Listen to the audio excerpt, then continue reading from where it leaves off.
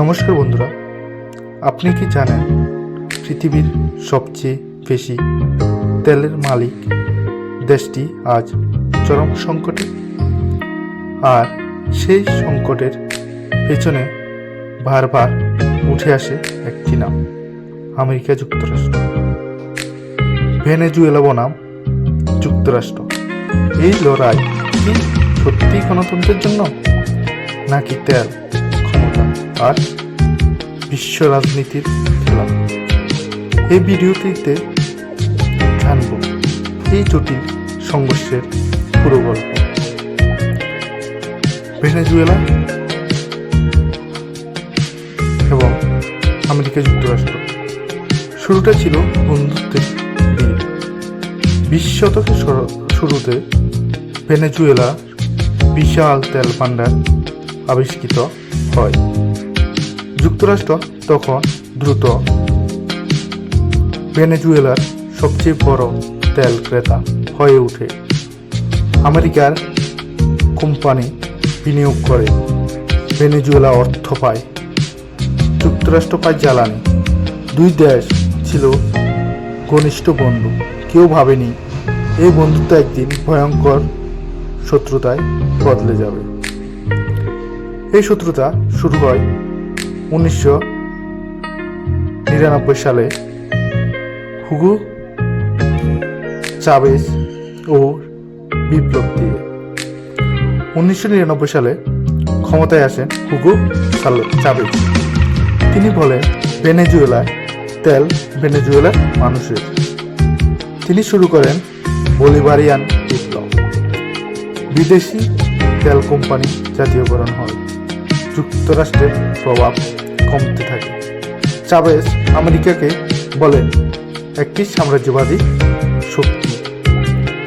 America এই বক্তব্যে ক্ষুব্ধ হয়, সম্পর্কে ফাটল ধরে। 2002 সালে চাভেজের বিরুদ্ধে একটি অভ্যুত্থান হয়। ভেনেজুয়েলা অভিযোগ করে এর পেছনে দায়ী ছিল যুক্তরাষ্ট্র। যুক্তরাষ্ট্র এই অভিযোগ অস্বীকার করে, কিন্তু বিশ্বাস আর কখনো ফিরেনি দুইটি দেশের মধ্যে। তারপর শুরু হয় মাদুরোর যুগ ও অর্থনৈতিক দোষ। চাভেজ মারা গেলে ক্ষমতায় আসেন নিকোলাস মাদুরো। তার শাসনামলে তেলের দাম পড়ে যায়, উৎপাদন কমে যায়, দুর্নীতি বেড়ে যায়। ফলাফল স্বরূপ দেশটির মধ্যে শুরু হয় ভয়াবহ মূল্যস্ফীতি, খাদ্য ও ওষুধের সংকট। লাখ লাখ মানুষ দেশ ছাড়তে বাধ্য হয়। যুক্তরাষ্ট্র বলে মাদুরো সরকার দুর্নীতিগ্রস্ত। তারা আরোপ করে কঠোর অর্থনৈতিক নিষেধাজ্ঞা।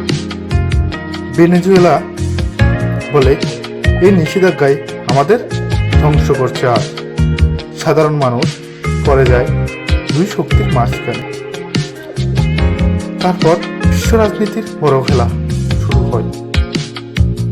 যুক্তরাষ্ট্র থেকে দূরে সরে যায় ভেনেজুয়েলা আর নতুন বন্ধুর খুঁজে।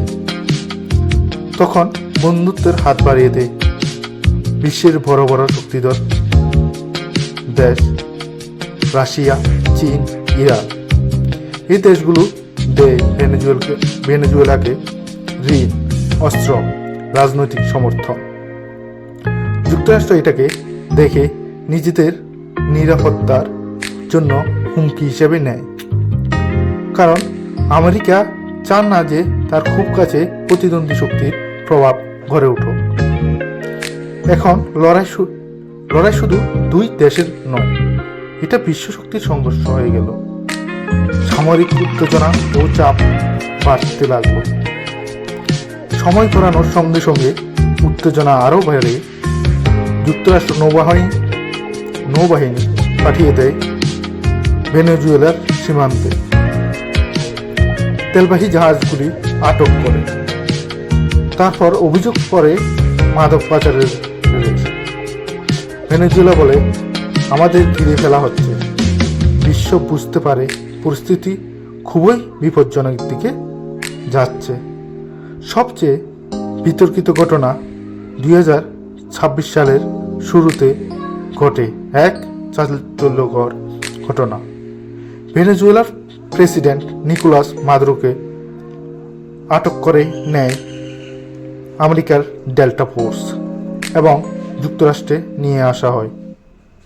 যুক্তরাষ্ট্র বলে আইনের আওতায় গ্রেপ্তার। ভেনেজুয়েলা বলে একটি স্বাধীন দেশের রাষ্ট্রপতিকে অপহরণ করা হয়েছে।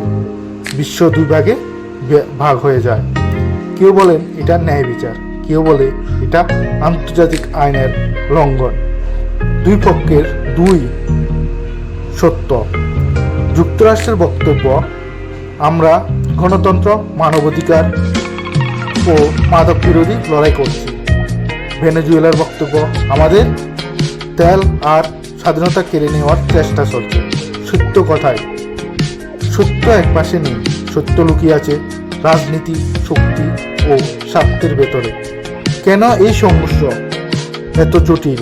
কারণ এখানে জড়িত পৃথিবীর সবচেয়ে বড় তেল ভান্ডার ভেনেজুয়েলার মধ্যে আছে। বিশ্ব ক্ষমতায় ভারসাম্য, আন্তর্জাতিক আইন, সাধারণ মানুষের জীবন। এই সংঘর্ষে সবচেয়ে বেশি ক্ষতিগ্রস্ত হয় নিরীহ মানুষগুলো।